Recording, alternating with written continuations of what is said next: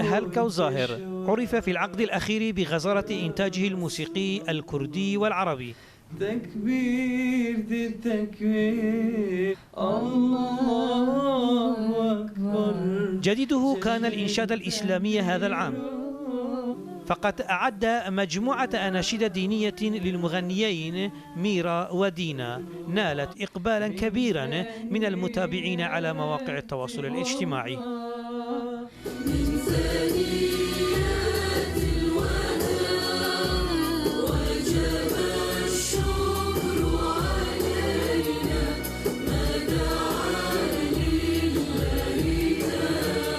سرودێکی ئاینیمان تازە کردەوە بۆ مانگی پیرۆزی رمضان.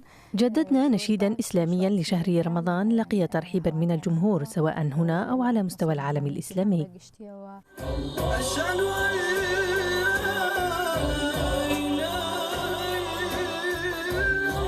أما ميرا فقد أعد له الفنان هلكو ظاهر نشيدين إسلاميين، أحدهما أسماء الله الحسنى باللغة العربية بديع السماوات والأرض الله الله،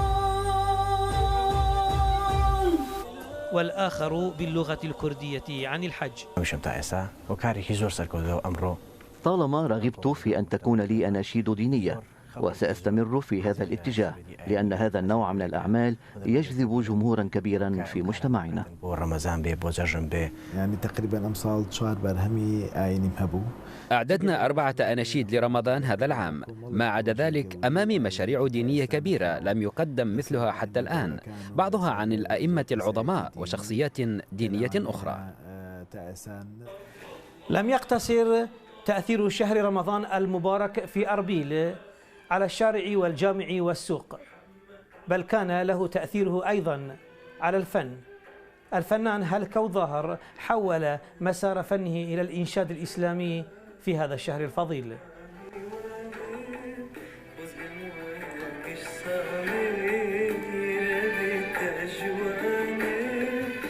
أعمال هلكو الأخيرة شهدت رواجا كبيرا في اليوتيوب ومواقع التواصل الاجتماعي على شبكة الإنترنت، وربما هذا ما شجعه على إنجاز المزيد منها.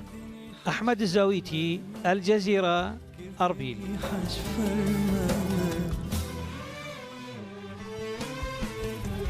همیشه اونک یارم از گوته که